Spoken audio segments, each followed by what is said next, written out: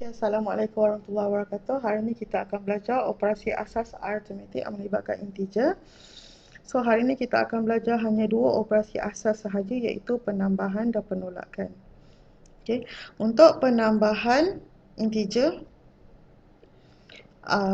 kita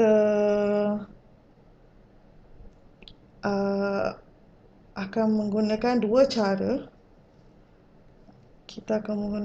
cara. Okey, sebentar. Kita akan menggunakan dua cara. Cara yang pertama kita akan gunakan ialah garis nombor. Okey, garis nombor ni yang memang dalam buku teks awak semua ada ajar. Okey, cara kedua ialah konsep hutang dan bayar.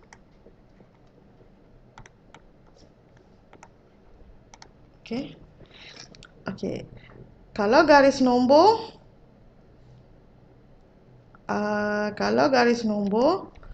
kalau negatif dia ke kiri. Kalau positif dia ke kanan. Okey. Kalau konsep hutang dan bayar, kalau hutang maksudnya untuk integer negatif. Kalau bayar untuk integer positif. Okey. Contoh soalan. Okey. Soalan ni soalan ni 3 tambah 4. 3 ni negatif ke positif? 3 ialah positif. So dekat sini tambah ialah bayar. Bayar RM3.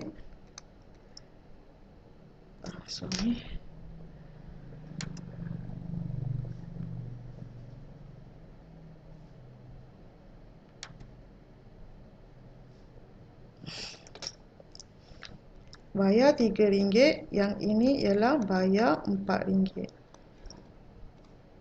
So semua sekali dia bayar ialah RM7. So kalau bayar semua sekali RM7, maksudnya positif 7 ataupun 7. Tengok kalau menggunakan garis nombor, positif 3, positif 4, maksudnya 3 ke kanan, 4 ke kanan.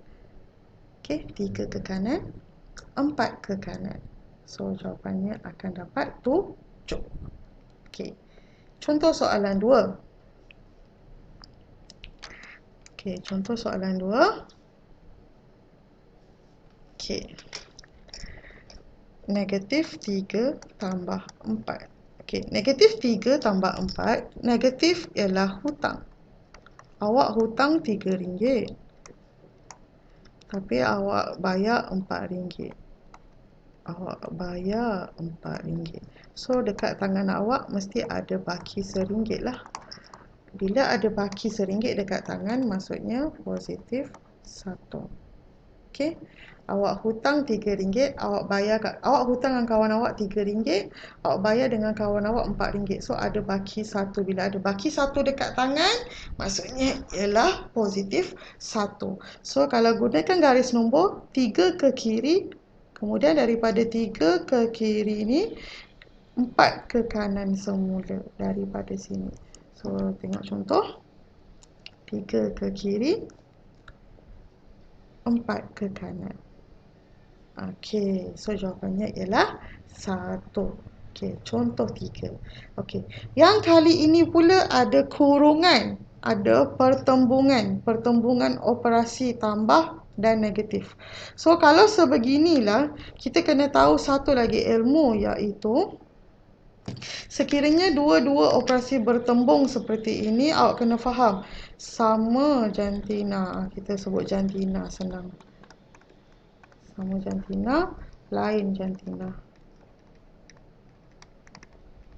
Sama jantina, positif, positif, positif. Negatif, negatif, positif.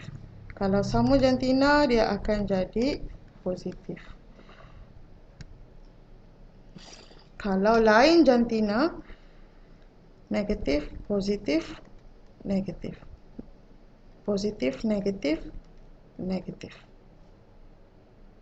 Mesti negatif.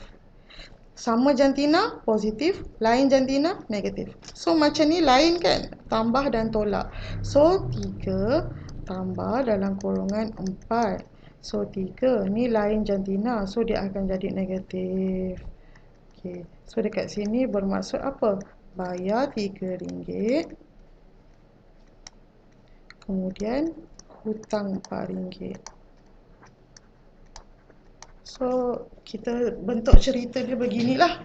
Awak ada hutang RM4 dengan orang tu. Lepas tu awak cuma bayar RM3 je. Bermaksud awak ada lagi hutang RM1. Ada baki hutang RM1. Bila ada masih hutang lagi, maksudnya ianya ialah negatif. Okay.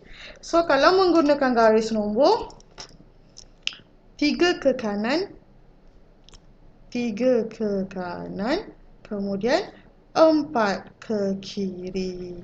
Okey, kita tengok. 3 ke kanan, kemudian 4 ke kiri. Negatif 1. Faham tak? Okey, kita tengok soalan contoh keempat. Contoh keempat. Contoh keempat. Okey. Tambah, tolak. Lain jantina. So, kalau lain jantina,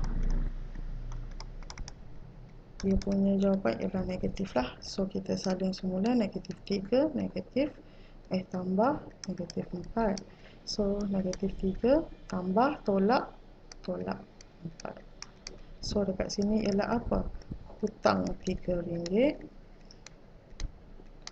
Dah hutang RM3, hutang lagi RM4. So, negatif kan? Sebab awak berhutang. Hutang RM3, hutang RM4. So, awak maksudnya ada hutang RM7. Hutang RM7. So, bila negatif 7 lah sebab hutang lagi.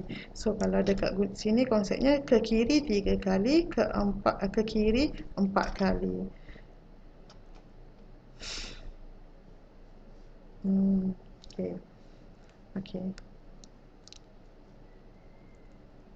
Okey. Kenapa cikgu ajar awak guna konsep hutang dan bayar?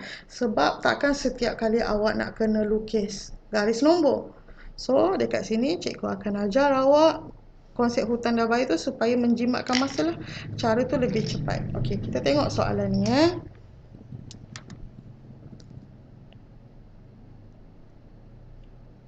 Tengok soalan ni. Okey. Bayar ni 8 bayarlah positif. 8 tambah negatif 5. So, dia dah jadi 8. Kemudian tambah dan tolak lain jantina. So, mesti negatif 5. Okey. 8 tolak 5. 3. Simple. Ni tak payah nak hutang bayar lah. Simple. Okey, yang ini. Positif, positif. Sama jantina.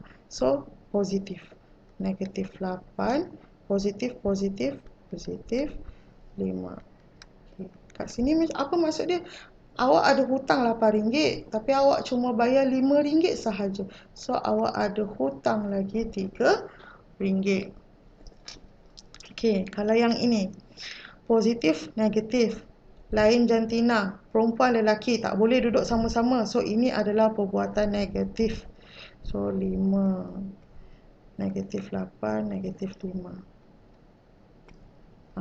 Yang ini, negatif 8 tolak 5. Negatif 8, negatif 5. Hutang RM8, hutang lagi RM5. So, ianya ialah hutang RM13. Nampak? Okey, yang ini, soalan D ni sama dengan soalan A. So, positif, negatif 8, negatif 5. Ni samalah, tak ada apa. Okey, kita tengok soalan E. Positif, negatif. Lelaki, perempuan tak elok. So, negatif 4 tolak 7. So, bayar RM4, hutang RM7. Awak ada hutang RM7, tapi awak cuma bayar RM4 sahaja. So, awak ada baki hutang RM3. Okey, soalan F. Perempuan dan perempuan duduk berdua. Okey, tak ada masalah. So, ini adalah positif. So, negatif 4 tambah 7. So, awak ada hutang RM4 tapi awak bayar RM7. So, duit dekat tangan ada baki berapa ringgit ni? RM3. Positif lah sebab ada baki duit kat awak. Awak tak ada hutang lagi dah. Awak dah habis bayar hutang awak RM4 ni. Lepas tu malah awak ada baki duit kat tangan awak RM3. Okey, soalan G. Negatif 4. Lelaki perempuan tak elok, so dia jadi negatif. Hutang RM4, hutang RM7. So dia jadi berapa? Negatif 11. Hutang RM11. So untuk yang ini 4. Positif, negatif. Negatif 12. Yang ini awak ada RM4, awak bayar RM4 kat kawan awak, tapi sebenarnya awak hutang RM12. So awak masih ada lagi RM8 hutang yang perlu dibayar. Okey, faham? Okey, untuk penolakan integer